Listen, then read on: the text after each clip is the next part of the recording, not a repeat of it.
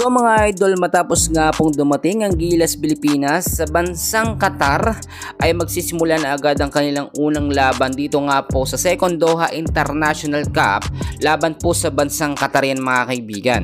So nakita naman natin kompleto and so far okay po ang lineup ng Gilas Pilipinas natin.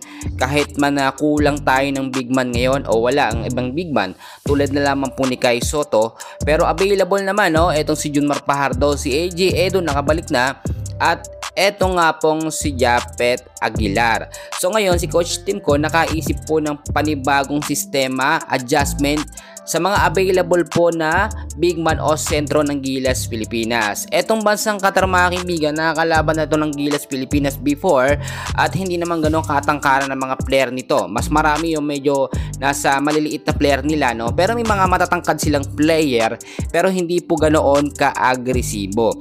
Ang sinasabi natin ngayon ay mas lamang talaga yung pagkapanalo ng Gilas Pilipinas dito nga po sa Qatar. Pero iniiwasan ngayon ng Gilas yung sinasabi na cooking show or bentang laban. Then usually nangyayari yan kapag mga Arabic team ang kalaban po ng Gilas Pilipinas natin.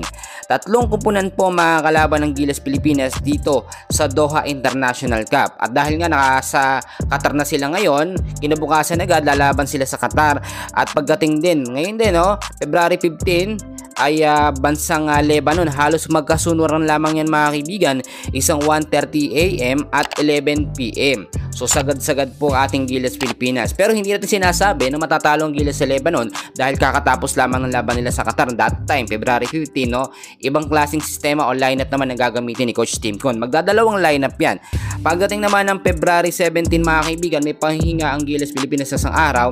Makakalaban naman nila ang bansang Egypt. Marami nagsasabi na parang tune-up game lang daw po ang magiging laban ng Gilas Pilipinas dito sa Doha International Cup.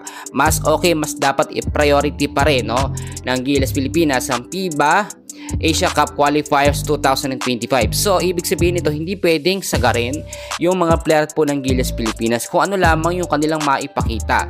And ayun na rin po sa ating mga nakakuhang update, si Troy Rosario na-injury yan ng mga nakaraan mga kaibigan at ngayon 100% fully recovered na siya at kayang-kaya na po niyang makipagsabayan.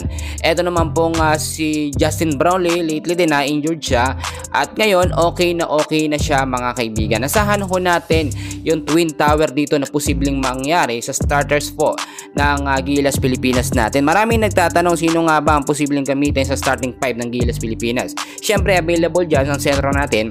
Ito pong si Junmar Fajardo at syempre available din Justin Noype Brownlee, Troy Rosario posibleng gamitin mga kaibigan at Scotty Thompson alam natin magagamit yan mga kaibigan.